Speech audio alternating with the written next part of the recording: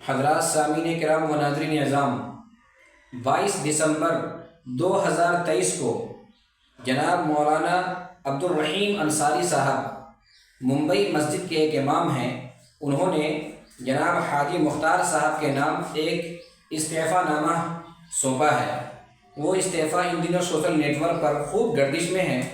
رفیق محترم حضرت مولانا مفتی خیر الاسلام صاحب نورچک نے مجھے بھی اس استعفیٰ پر تبصرہ کرنے کے لیے حکم فرمایا ہے۔ استعفیٰ آپ اسکرین پر ملاحظہ فرما سکتے ہیں۔ استعفیٰ کے اندر لمبی تحریر ہے، جو نقطے کی بات ہے وہ میں آپ کو پیش کر رہا ہوں۔ استعفیٰ کے اندر جو سب سے اہم بات ہے وہ یہ ہے کہ حضرت امام صاحب نے اپنے استعفیٰ میں یہ لکھا ہے کہ یہ میری پہلی مسجد اور آخری مسجد ہے۔ مطلب یہ ہے کہ مسجد کے متولیوں کی یا ذمہ داروں کی وہ حالت سے ایسے دل برداشتہ ہو گئے ہیں کہ انہوں نے یہ طے کر لیا ہے کہ اب کبھی بھی کہیں بھی کسی بھی مسجد میں امامت کے لیے نہیں جانا۔ شاید اسی وجہ سے ان کا یہ استعفیٰ اتنا سوشل نیٹ ورک پر گردش میں ہے اور ہر کوئی اس پر تبصرہ کر رہا ہے۔ استعفیٰ کے اندر امام صاحب نے لکھا ہے کہ مجھے بلایا گیا امامت کے لیے، امامت کی ذمہ داری کے لیے۔ امامت کا مطلب ہوتا ہے نماز پڑھانا، اور جب میں امامت کے لیے وہاں گیا تو مجھے اضافی ذمہ داری دی گئی۔ اس ذمہ داری کے اندر 5 وقت کی امامت یہ تو ہے، اس لیے بلایا گیا، پلس آذان دینا، یعنی مؤذن کی پوری ذمہ داری امام صاحب کو سنبھالنا ہے۔ اس کے بعد مسجد کی صاف صفائی، مسجد کے ٹنکی میں پانی بھرنا، بچوں کی تعلیم 2 ٹائم، صبح 3 گھنٹے، دوپہر 1 گھنٹے، ہر مہینے چندہ کرنا، فجر کے بعد درس قرآن کرنا، مسجد کی دیکھ ریکھ کرنا، یہ ذمہ داری انہیں دی گئی۔ اس ذمہ داری کے اندر درس قرآن یہ ضروری چیز ہے بھائی، اور 5 وقتہ امامت، جمعے کی امامت، اس لیے تو امام کو رکھا ہی جاتا ہے۔ بچوں کی تعلیم اگر ذمے مسجد کے تحت مکتب چل رہا ہے تو بلا شبہ بچوں کی تعلیم ہونی چاہیے، لیکن بچوں کی تعلیم کا اضافی پیسہ ہونی چاہیے، یا یہ کہ شروع میں بات کر لینی چاہیے کہ ہم آپ کو یہاں رکھ رہے ہیں امامت کے لیے بھی اور ساتھ میں بچوں کی تعلیم کے لیے بھی، ان دونوں کا عوض، ان دونوں کا معاوضہ آپ کو اتنے روپے تنخواہ دی جائے گی۔ لیکن بلایا گیا صرف امامت کے لیے اور اضافی طور پر بچوں کو تعلیم دینے کے لیے مجبور کیا گیا، تو یہ چیزیں شرعاً جائز نہیں ہے، کیونکہ آپ کام 2 لے رہے ہیں اور پیسہ 1 کا دے رہے ہیں۔ اس کے اندر ایک اہم بات یہ ہے مسجد کی صاف صفائی۔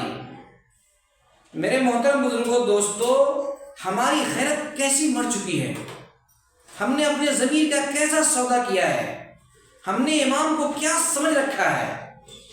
ہم کیسے امام صاحب کے ذمے یہ کام لگا سکتے ہیں کہ امام صاحب مسجد کی صاف صفائی کریں گے، وہ ٹنکی کے اندر پانی بھریں گے، وہ جھاڑو لگائیں گے، وہ پوچھا لگائیں گے، وہ ہمارے بیت الخلا کو صاف کریں گے، وہ ہمارے استنجا خانہ کے اندر بلیچنگ پاؤڈر ڈالیں گے اور وہ غسل خانے کو صاف کریں گے۔ یہ امام صاحب کی ذمہ داری ہے۔